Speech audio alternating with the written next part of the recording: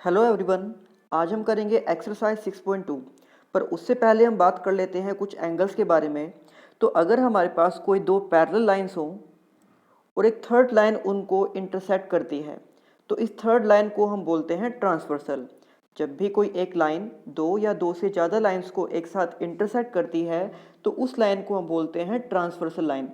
यानी कि यहाँ पर जो लाइन M और N है ये दोनों एक दूसरे के पैरेलल हैं और ये जो लाइन L है ये इन दोनों के ऊपर ट्रांसवर्सल लाइन है। तो ऐसा करने पर यहाँ पर आप देख सकते हो कि टोटल 8 एंगल्स बन रहे हैं जिनको नंबर्स दिए गए हैं 1 2 3 4 5 6 7 8। आप किसी भी ऑर्डर में इन नंबर्स को लिख सकते हो। तो इनके बीच में क्या रिलेशन होता है वो आपको मैं बता रहा हूँ। सबसे पहले आता है कॉरस्पॉन्डिंग एंगल्स।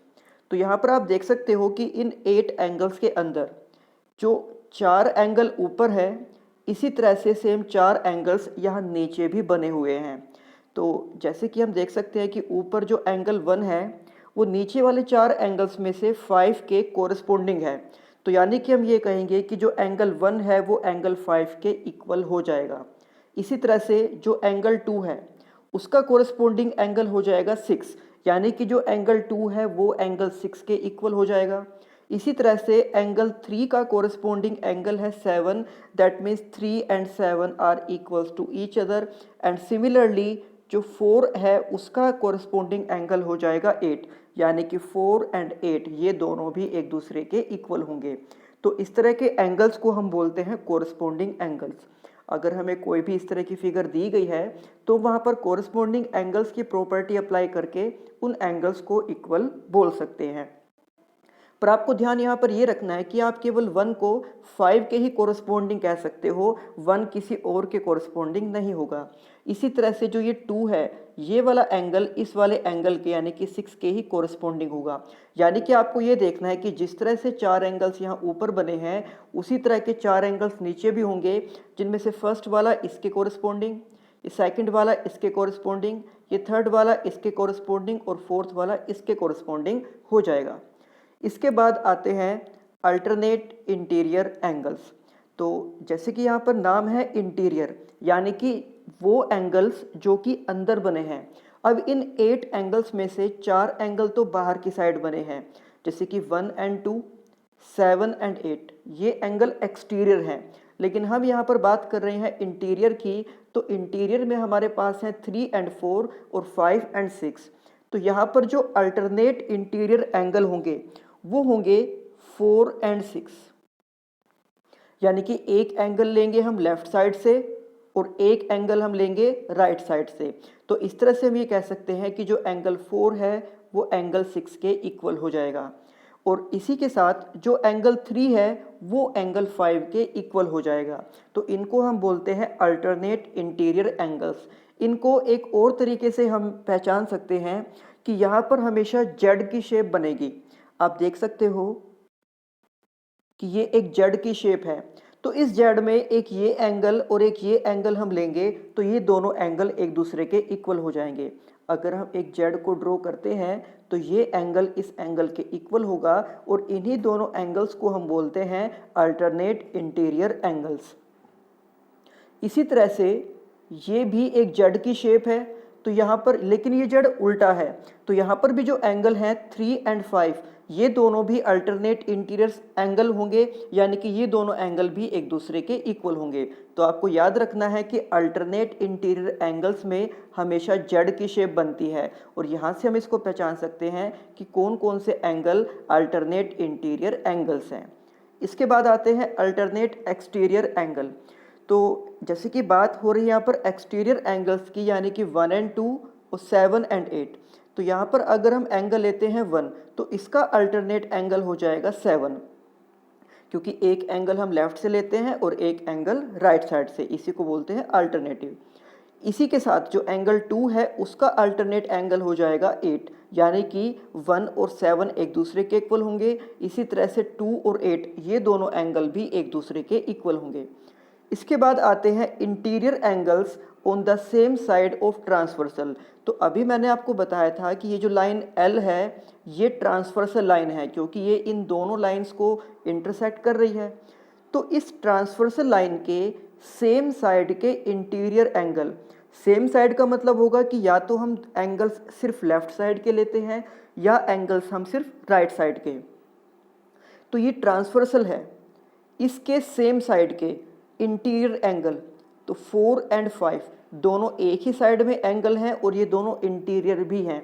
तो ये 4 और 5 ये दोनों किस टाइप के एंगल हो जाएंगे? ये interior angle on the same side of transversal हो जाएंगे। हम इनको एक दूसरा नाम भी दे सकते हैं, हम इनको को इंटीरियर एंगल्स भी कह सकते हैं।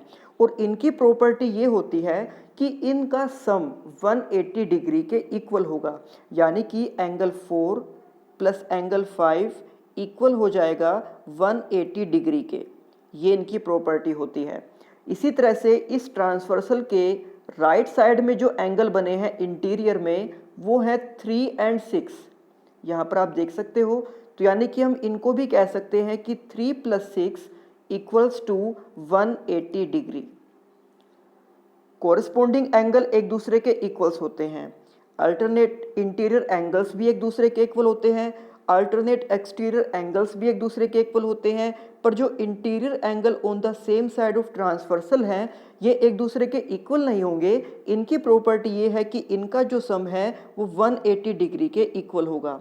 यानी कि अगर हमें इस 4 और 5 दोनों में से कोई एक एंगल गिवन है तो दूसरे को फाइंड करने के लिए हम उसको 180 में से सब्ट्रैक्ट करेंगे। इसी तरह से अगर 3 और 6 में से भी हमें कोई एक एंगल गिवन है तो हम उसको फाइंड करने के लिए भी पहले वाले को 180 में से माइनस करेंगे। तो अब हम स्टार्ट करते हैं एक्सरसाइज 6.2। यहाँ पर फर्स्ट सम है, in figure find the values of x and y। हमें यहाँ पर एंगल x एंड y की वैल्यू फाइंड करनी है और साथ ही ये भी शो करना है कि जो AB है वो CD के पैरेलल है। इस लाइन के पैरेलल हमें शो करना है और साथ में x और y की वैल्यू को भी फाइंड करना है। तो अब हम देख सकते हैं कि x के पास एक और एंगल दिया गया है जिसका मेजरमेंट है 50 डिग्री और ये एक स्ट्रेट लाइन है जिसके ऊपर दो एंगल बने हैं जिनमें से एक है 50 और दूसरा है x। तो ये मैंने आपको इस चैप्टर के इंट्रोडक्शन वाली वीडियो में बताया था कि अगर एक लाइन के ऊपर दो एंगल बनते हैं तो हम उन एंगल्स को बोलते हैं लीनियर पेयर एंगल और इनकी प्रॉपर्टी ये होती है कि इन दोनों एंगल्स का सम 180 डिग्री के इक्वल होता है। अगर अभी तक किसी ने चैप्टर 6 की इंट्रोडक्शन वाली वीडियो नहीं देखी है तो प्लीज़ पहले आप वो वीडियो देख लो, क्योंकि उसके बिना आपको ये चैप्टर समझ नहीं आएगा। तो यहाँ पर हम देख सकते हैं कि जो एंगल 50 और x है दोनों लीनियर पेयर एंगल हैं, यानी कि हम ये कह सकते हैं कि इन दोनों का सम 180 डिग्री के इक्वल होगा। तो हमने यहाँ पर लिख दिया है x + 50 = 180 और साथ में उस प्रॉपर्टी का नाम हमने लिख दिया है लीनियर पेयर्स ऑफ एंगल। उसके बाद हम इस 50 को राइट हैंड साइड में ले जाएंगे माइनस में और 180 में से 50 को सब्ट्रैक्ट करके आ जाएगा 130 डिग्री, यानी कि इस x की वैल्यू है 130 डिग्री। इसके बाद हमें फाइंड करना है एंगल y को। तो हम यहाँ पर देख सकते हैं कि ये दोनों लाइन एक दूसरे को इंटरसेक्ट कर रही हैं और ये जो एंगल y है वो 130 के बिल्कुल अपोजिट में बना हुआ है और इस तरह के एंगल को हम बोलते हैं वर्टिकली अपोजिट एंगल्स और ये भी मैंने आपको चैप्टर 6 के इंट्रोडक्शन वाली वीडियो में बताया था। तो यानी कि हम यहाँ से डायरेक्ट ये कह सकते हैं कि एंगल y की जो वैल्यू है वो 130 डिग्री होगी और यहाँ पर प्रॉपर्टी का नाम हमने मेंशन कर दिया है वर्टिकली अपोजिट एंगल्स। तो हम यहाँ पर देख सकते हैं कि x की वैल्यू और y की वैल्यू दोनों सेम है। यहाँ पर ये x है और ये y है और हम यहाँ पर ये भी देख सकते हैं कि एक इस तरह से जेड की शेप यहाँ पर बन रही है जिसके एक साइड में एंगल है x और जिसके दूसरी साइड में एंगल है y, यानी कि ये दोनों किस टाइप के एंगल होंगे? Alternate interior angle.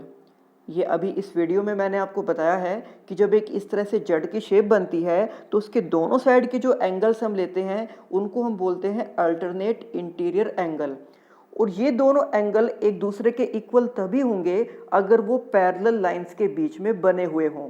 यानी कि अगर हमें पता है कि लाइंस पैरेलल हैं तो उनके बीच में जो अल्टरनेट इंटीरियर एंगल्स बनेंगे वो एक दूसरे के इक्वल होंगे। पर यहाँ पर हमें ये पहले ही पता चल गया है कि जो x और y है, यानी कि ये जो अल्टरनेट इंटीरियर एंगल्स हैं, ये दोनों एक दूसरे के इक्वल हैं क्योंकि दोनों की वैल्यू सेम आई है। तो इसका मतलब अब हम ये कहेंगे कि ये दोनों एंगल्स जिस लाइन के बीच में बने हैं वो दोनों लाइंस एक दूसरे के पैरेलल हो जाएंगी। तो हम यहाँ पर देख सकते हैं कि जो x और y एंगल हैं वो AB और CD लाइंस के बीच में बने हुए हैं। तो हम यहाँ पर लिखेंगे कि x equals to y, x and y are alternate interior angles, hence AB is parallel to CD।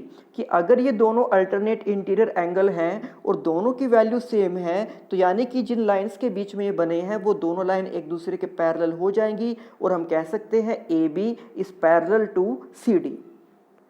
इसके बाद sum number 2, in figure if AB is parallel to CD, CD is parallel to EF and y ratio z equals to 3:7। यहाँ पर diagram में हम देख सकते हैं कि जो तीन लाइंस हमें दी गई हैं AB and CD and EF, इनके बारे में कहा गया है कि AB CD के पैरेलल है और CD EF के पैरेलल है। That means AB CD EF ये तीनों ही एक दूसरे के पैरेलल हो जाएंगी और यहाँ पर ये इन तीनों लाइंस को इंटरसेक्ट करती है। तो ये जो लाइन है ये एक ट्रांसवर्सल लाइन है। अब यहाँ पर तीन एंगल्स हैं जिनके नाम है x, y और z और इसमें हमें वैल्यू फाइंड करनी है सिर्फ x की और इसके लिए हमें गिवन है y और z का रेशो और ये रेशो है 3:7। यानी कि अगर हमें x की वैल्यू को फाइंड करना है तो उससे पहले हमें y और z को फाइंड करना होगा, तो उनकी हेल्प से ही हम इस x की वैल्यू को फाइंड कर पाएंगे। तो जैसे कि हमें यहाँ पर y और z का रेशो गिवन है, हम लिख सकते हैं it is given that y ratio z equals to 3:7। और जब भी हमें किसी दो क्वांटिटी का रेशो दिया जाता है तो हम उस रेशो को किसी भी वेरिएबल से मल्टीप्लाई करके लेट कर लेते हैं। तो यहाँ पर हम लेट करते हैं y equals to 3a and z equals to 7a। अब यहाँ पर जो एंगल y है इसके अपोजिट में जो एंगल बनेगा वो भी y के ही इक्वल होगा। ऐसा मैं क्यों कह रहा हूँ, क्योंकि यहाँ पर ये जो एंगल है वो वर्टिकली अपोजिट एंगल्स हैं। जब दो लाइन एक दूसरे को इंटरसेक्ट करती है तो इस तरह से जो एंगल बनते हैं एक दूसरे के अपोजिट में उनको हम बोलते हैं वर्टिकली अपोजिट एंगल और वो एक दूसरे के इक्वल होते हैं। इसी तरह से अगर यहाँ पर y लिखा हुआ है तो इसके अपोजिट में भी हम y को ही लिख सकते हैं क्योंकि इन दोनों की जो वैल्यू होगी वो सेम होगी। अब यहाँ पर अगर हम y को लिख देते हैं तो अब हम यहाँ पर देख सकते हैं कि ये एक ट्रांसवर्सल लाइन है और इस ट्रांसवर्सल के एक ही साइड में ये एंगल बने हैं जिसमें से एक है y और दूसरा है z। और ये इस वीडियो की स्टार्टिंग में मैंने आपको बताया था कि जब भी ट्रांसवर्सल के सेम साइड के एंगल की हम बात करते हैं यानी कि interior angles on the same side of transversal, तो उनकी प्रॉपर्टी ये है कि उन दोनों एंगल्स का जो सम होगा वो 180 डिग्री के इक्वल होगा। तो उस प्रॉपर्टी का यूज़ करके हम कह सकते हैं कि एंगल y और एंगल z का जो सम है वो 180 डिग्री के इक्वल होगा।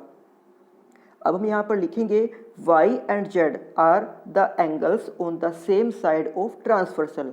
यहाँ पर ये z लिखा हुआ है और इस y के अपोजिट में भी हम y को लिख सकते हैं वर्टिकली अपोजिट एंगल की प्रॉपर्टी से, और इस तरह से ये y और जो z है वो angles on the same side of transversal हो जाएंगे। अब हम यहाँ पर लिख सकते हैं कि y plus z equals to 180 degree.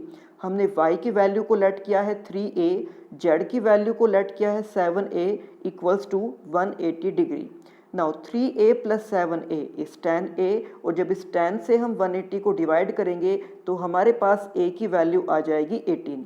अब इसी 18 से जब हम मल्टीप्लाई करेंगे 3 को तो हमारे पास y की वैल्यू आ जाएगी, और इसी 18 से जब हम 7 को मल्टीप्लाई करेंगे तो हमारे पास z की वैल्यू आ जाएगी। दैट मीन्स हम लिख सकते हैं कि y इक्वल्स टू 3 इंटू 18 यानी कि 54 and z equals to 7 into 18 यानी कि 126 डिग्री। तो इस तरह से अब हमने y और z एंगल फाइंड कर लिए हैं। अब इसकी हेल्प से हम फाइंड करेंगे एंगल x को। तो यहाँ पर आप डायग्राम में देख सकते हो कि जो ट्रांसवर्सल है इसके लेफ्ट साइड में ये एंगल बने हैं x और y, यानी कि ये दोनों एंगल भी इसके सेम साइड के ही एंगल हैं। तो सेम यही प्रॉपर्टी हम अब दोबारा से यहाँ पर अप्लाई करेंगे कि x और y का जो सम है वो भी 180 डिग्री के इक्वल ही होगा। तो अब हम लिखेंगे x and y are the angles on the same side of transversal, so x plus Y equals to 180 degree. अब जो y की वैल्यू हमने फाइंड की थी 54, उसको हम यहाँ पर पुट करेंगे। उसके बाद इस 54 को ले जाएंगे राइट हैंड साइड में माइनस में, और 180 में से 54 को सब्ट्रैक्ट करके आ जाएगा 126 डिग्री। तो ये इस सम का आंसर है, यानी कि x इक्वल्स टू 126 डिग्री। तो ये हमने यहाँ पर x को फाइंड किया है y की हेल्प से। अब आप यहाँ पर डायग्राम में देख सकते हो कि ये एंगल x है और ये एंगल z है, और आपको ये कमेंट सेक्शन में बताना है कि x और z का क्या रिलेशन है। मैंने आपको x और y के बारे में बता दिया है और इसका हमने यूज़ भी किया है कि जो x और y हैं वो angles on the same side of transversal हैं। तो आपको अब ये बताना है कि जो x और z हैं वो कौन सी प्रॉपर्टी से एक दूसरे से रिलेट करते हैं। अब इसके बाद हम करते हैं सब number 3। In figure if AB is parallel to CD, आप यहाँ पर डायग्राम में देख सकते हो कि जो AB है वो CD के पैरेलल है। इसी के साथ EF is perpendicular on CD, और ये जो EF है ये इस CD के ऊपर परपेंडिकुलर है, यानी कि इनके बीच में एंगल है 90 डिग्री का। इसके बाद angle GED equals to 126 degree. तो एंगल GED आप यहाँ पर डायग्राम में देख सकते हो कि GED यानी कि ये कंप्लीट एंगल, इसका मेजरमेंट हमें दिया गया है 126 डिग्री। और अब हमें यहाँ पर 3 एंगल्स फाइंड करने के लिए कहा गया है। सबसे पहला एंगल हमें यहाँ पर फाइंड करना है AGE। तो AGE यानी कि ये एंगल हमें फाइंड करना है। इसके बाद सेकंड एंगल हमें फाइंड करने के लिए कहा गया है GEF। तो GEF यानी कि ये वाला एंगल हमें यहाँ पर फाइंड करना है। उसके बाद थर्ड एंगल हमें फाइंड करना है FGE। तो FGE यानी कि ये वाला एंगल भी हमें इसमें फाइंड करना है। तो इस तरह से टोटल 3 एंगल्स 1, 2 एंड 3, ये 3 एंगल हमें इस सम में फाइंड करने हैं। तो सबसे पहले हम लिखेंगे जो इस सम में हमें गिवन था कि it is given that AB parallel to CD, EF perpendicular to CD and GED equals to 126 degree. इसके बाद हमें यहाँ पर सबसे पहले एंगल फाइंड करना है AGE, और अब हम ये देख सकते हैं कि जो एंगल AGE और एंगल GED का क्या रिलेशन है। तो AGE और यहीं से अगर हम D पर एक लाइन ड्रॉ करते हैं तो आप देख सकते हो कि ये एक जेड बन गया, ये एक जेड की शेप बन रही है। तो यानी कि इसके इस साइड में जो एंगल होगा और इसके इस साइड में जो एंगल होगा, ये दोनों एंगल एक दूसरे के इक्वल हो जाएंगे। और इस वीडियो की स्टार्टिंग में ही आपको मैंने बताया था कि ये दोनों एंगल होते हैं अल्टरनेट इंटीरियर एंगल्स, और ये दोनों एंगल एक दूसरे के इक्वल होते हैं। तो इस प्रॉपर्टी का यूज़ करके हम कह सकते हैं कि जो एंगल AGE है वो एंगल GED के इक्वल हो जाएगा, और यहाँ पर उस प्रॉपर्टी का नाम हमने मेंशन कर दिया है। अब जैसे कि हमें GED की वैल्यू पहले से ही गिवन थी स्टेटमेंट में, तो उस GED की जगह पर हम इस वैल्यू को पुट कर देंगे और यहाँ से हमारे पास हमारे फर्स्ट एंगल की वैल्यू आ जाएगी। तो AGE ये है 126 डिग्री, यानी कि फर्स्ट एंगल हमने फाइंड कर लिया है। इसके बाद हम फाइंड करेंगे एंगल GEF को। तो फिर से अब हम इस स्टेप को लिखते हैं जो हमें गिवन था, यानी कि एंगल GED, ये पूरा एंगल हमें गिवन था 126 डिग्री का। पर हम देख सकते हैं कि इस पूरे एंगल के 2 पार्ट हैं 1 एंड 2, जिसमें से एक पार्ट तो है 90 डिग्री का और ये दूसरा पार्ट हमें फाइंड करना है जिसका नाम है GEF। तो अगर ये कंप्लीट एंगल 126 डिग्री का था तो इस एंगल को फाइंड करने के लिए हम 126 में से 90 को सब्ट्रैक्ट कर देंगे। तो हम यहाँ पर लिख रहे हैं कि angle G E D equals to 126 degree, और ये हमने कहाँ से लिखा, ये हमें स्टेटमेंट में गिवन था। उसके बाद इस जी ई डी के दो पार्ट हमने लिख दिए हैं। इस जी ई डी का एक पार्ट तो है जी ई एफ, ये यहाँ पर हमने लिख दिया है, एंड प्लस में ये वाला एंगल यानी कि 90 डिग्री। तो जब हम इस 90 को राइट हैंड साइड में माइनस में लेकर जाएंगे तो 126 माइनस 90 यानी कि 36 डिग्री। तो इस तरह से सेकंड एंगल भी हमने यहाँ पर फाइंड कर लिया है और इसका मेजरमेंट है 36 डिग्री। अब इसके बाद हमें फाइंड करना है थर्ड एंगल, जिसका नाम है एफ जी ई। तो आप यहाँ पर देख सकते हो एफ जी ई, यानी कि ये एंगल हमें फाइंड करना है। तो ए बी एक स्ट्रेट लाइन है और यहाँ पर दो एंगल बने हैं 1 एंड 2। तो अगर एक ही स्ट्रेट लाइन पर दो एंगल बनते हैं तो आपको बताया था मैंने कि इनका नाम होता है लीनियर पेयर ऑफ एंगल, और इनकी प्रॉपर्टी ये है कि दोनों का सम 180 डिग्री के इक्वल होगा। तो हमें फाइंड करना है इस एंगल को, जिसका नाम है एफ जी ई, और इससे दूसरा जो एंगल है यानी कि ए जी ई, वो हम पहले ही फाइंड कर चुके हैं और इसका मेजरमेंट हमने फाइंड किया था 126 डिग्री। तो अगर हमें अब ये वाला एंगल फाइंड करना है तो इस 126 डिग्री को हम 180 में से सब्ट्रैक्ट कर देंगे। तो हम सबसे पहले ये लिखेंगे कि angle A G E and angle F G E, यानी कि इन दोनों एंगल का जो सम है वो 180 के इक्वल होगा, और वहाँ पर प्रॉपर्टी का नाम हम लिख देंगे लीनियर पेयर ऑफ एंगल। अब जो ए जी ई की वैल्यू है ये हमने अभी फाइंड की थी 126 डिग्री, तो इसको हम 126 डिग्री यहाँ पर पुट कर देंगे। फिर इस 126 डिग्री को हम लेकर जाएंगे राइट हैंड साइड में, और वहाँ पर जाकर ये माइनस में हो जाएगा। तो इसको सब्ट्रैक्ट करने के बाद हमारे पास थर्ड एंगल की वैल्यू भी आ जाएगी जो है 54 डिग्री। तो इस तरह से इस सम के तीन आंसर हैं। फर्स्ट है angle A G E equals to 126 degree, second है angle G E F equals to 36 degree, और थर्ड है angle F G E equals to 54 degree. और ये तीन एंगल ही हमें इसमें फाइंड करने थे। तो ये थे एक्सरसाइज 6.2 के पहले तीन सम। अब जो इसी एक्सरसाइज के बाकी सम्स हैं वो हम करेंगे नेक्स्ट वीडियो में। तब तक आप इन सम्स की अच्छे से प्रैक्टिस करना। तो मिलते हैं आपसे नेक्स्ट वीडियो में। Thank you.